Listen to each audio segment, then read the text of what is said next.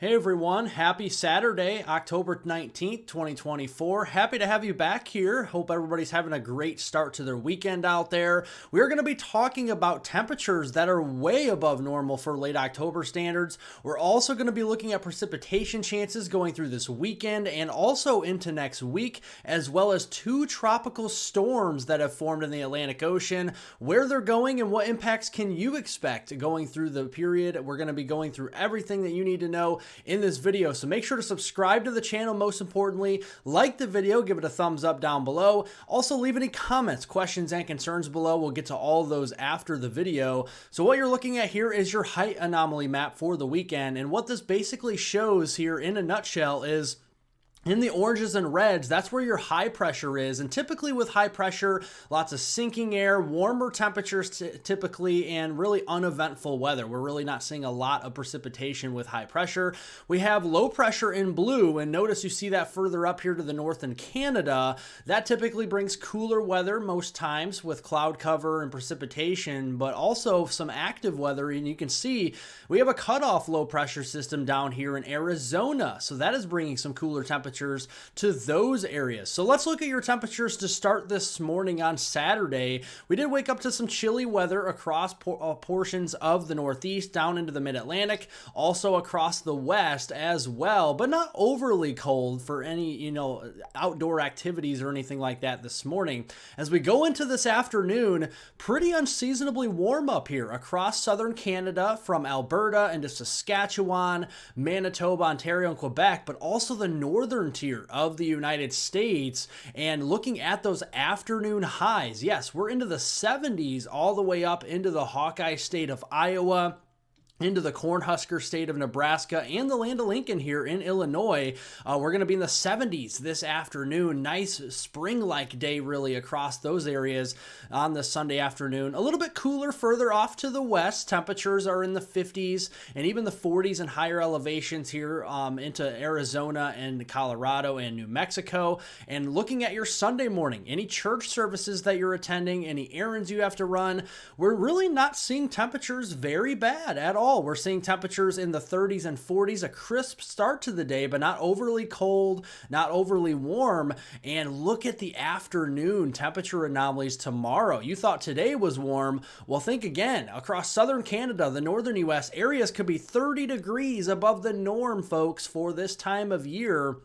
And we're at October 20th tomorrow, and temperatures could be pushing into the mid-80s. Yes, the mid-80s up here into Omaha and western parts of Iowa, eastern Nebraska, even 80s all the way up toward the Twin Cities. May take a run at 80 there as well. At 78 is the official high, but wouldn't be surprised if we hit 80 as we go into tomorrow afternoon. Truly awesome stuff. We have some cooler weather. We got a cutoff low again like we talked about over here in the Four Corners region.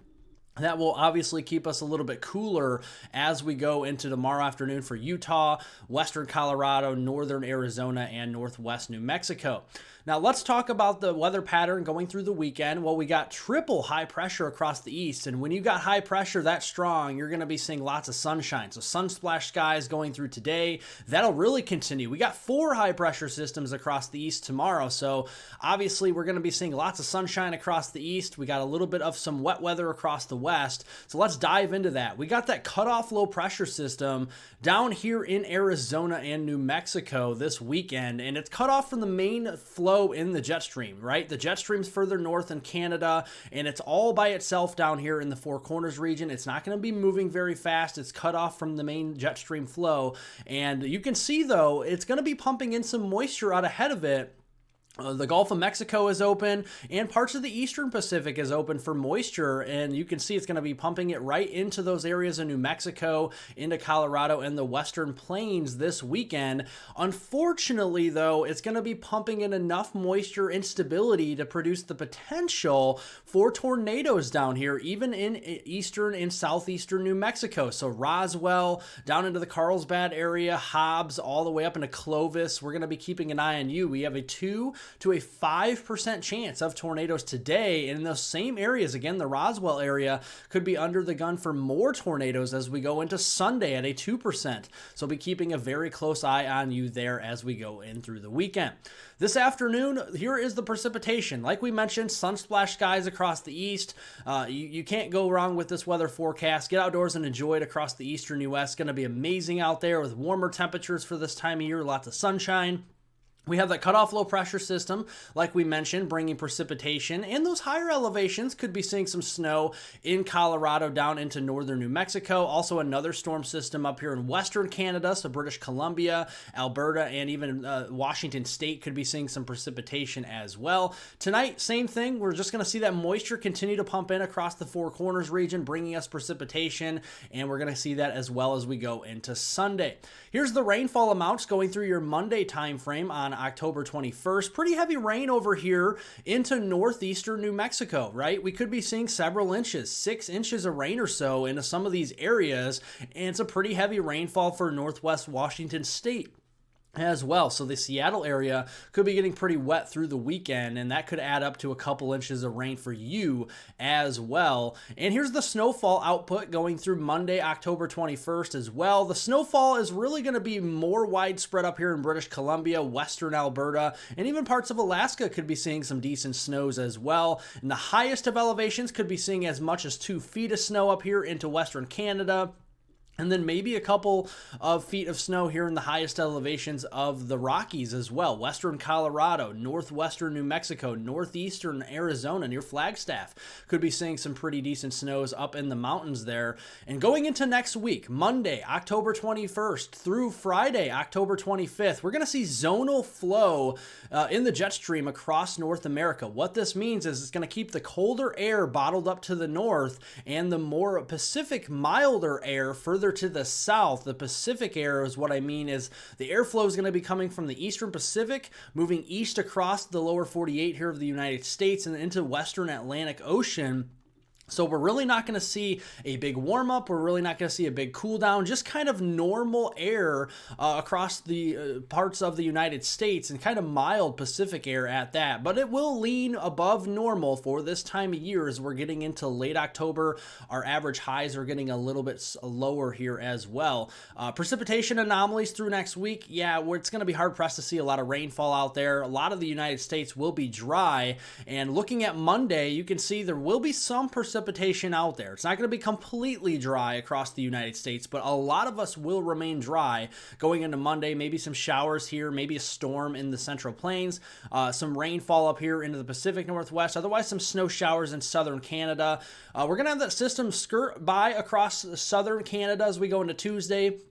It's going to swing a cold front down across the northern U.S., so as we warm up into the 80s again perhaps on Monday, that'll cool us down as we go into Tuesday and Wednesday as that cold front kind of sweeps through the Great Lakes and upper Midwest region, but we're going to be mostly dry. The cold front's going to come through mostly dry in those areas. Thursday looks pretty nice across the United States, and Friday, I mean, you can't argue with that. Any Friday night football games you're attending here late in October are going to be A-okay. Maybe just bring the jacket once we get to next Friday.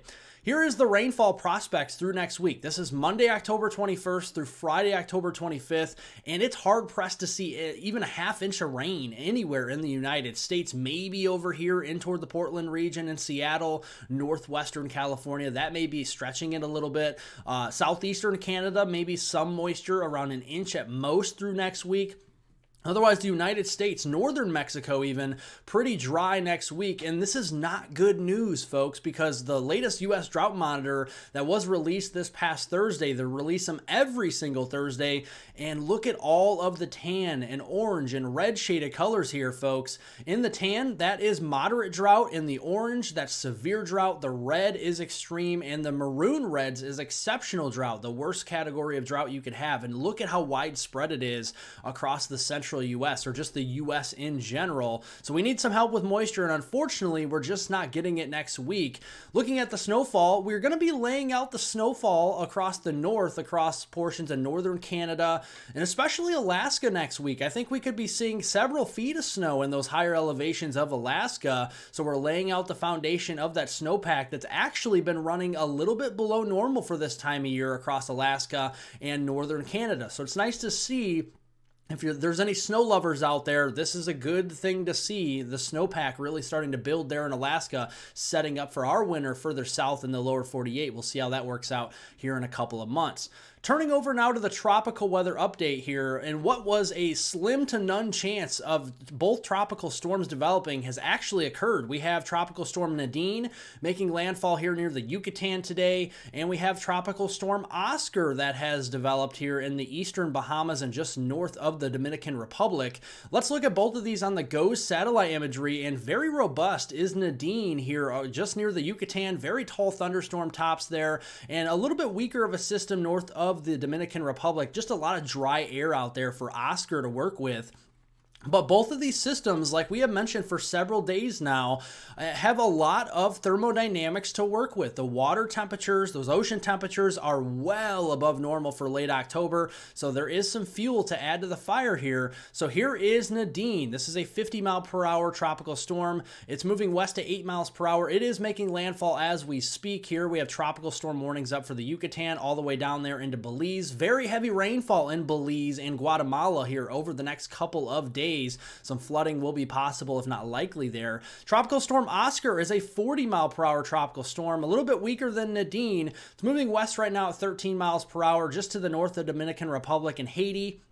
It's going to move towards eastern Cuba and then kind of boomerang back to the north and east here to the eastern Bahamas and then away from the United States. So thankfully for Florida and the southeast coast of the United States, Nadine is going to be a weak system and it's going to be nowhere near us. So that is good for relief efforts here from our recent hurricanes that we have seen in the United States. That's a good thing to see this storm steering away from the United States and remaining pretty weak.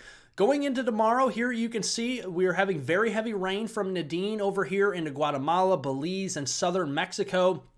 Be watching out for mudslides and flooding and all that down there. Oscar, most of the precipitation with that will be north of the Dominican Republic and Haiti, and some moisture maybe for eastern Cuba tomorrow. That's going to get a little bit more organized tomorrow. May strengthen a bit as we go into tomorrow, as we have a lot of warmer temperatures that'll continue into Monday and Tuesday, and then that's going to kind of boomerang back to the north and east away from the United States and be a thing of the past. And what about wave heights out there? If you have any swimmers or anybody enjoying the beach out here on the east coast of Florida, just watch out for maybe some risks, rip current risks early in the week. But I think as we go deeper into the week, mid and late week of next week, a lot of the rip current risks should go away.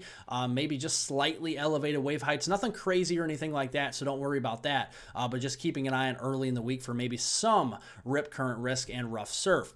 Going through the start of November, going through November 5th or 6th time frame, we're going to continue to watch the Caribbean, okay? We're going to watch the Central and Western Caribbean, so the Yucatan all the way down towards Belize here, and even the Central America countries down here, and even, again, back towards Jamaica, Puerto Rico, Dominican Republic. We're going to keep an eye on you. Tropical systems could develop even as we go into early November, and we'll keep an eye on that for you right here on this channel. Thank you all for watching. Make sure to subscribe to the channel down below. Like the video down below as well, especially if you found this information very useful.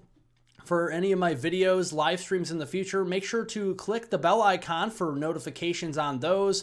And make sure also, if you have any questions, comments, concerns, make sure to put them down below. We'll answer as many as we can here if you do have any questions, comments, and concerns. Thank you all for watching again, and I hope everybody has a wonderful rest of their weekend out there.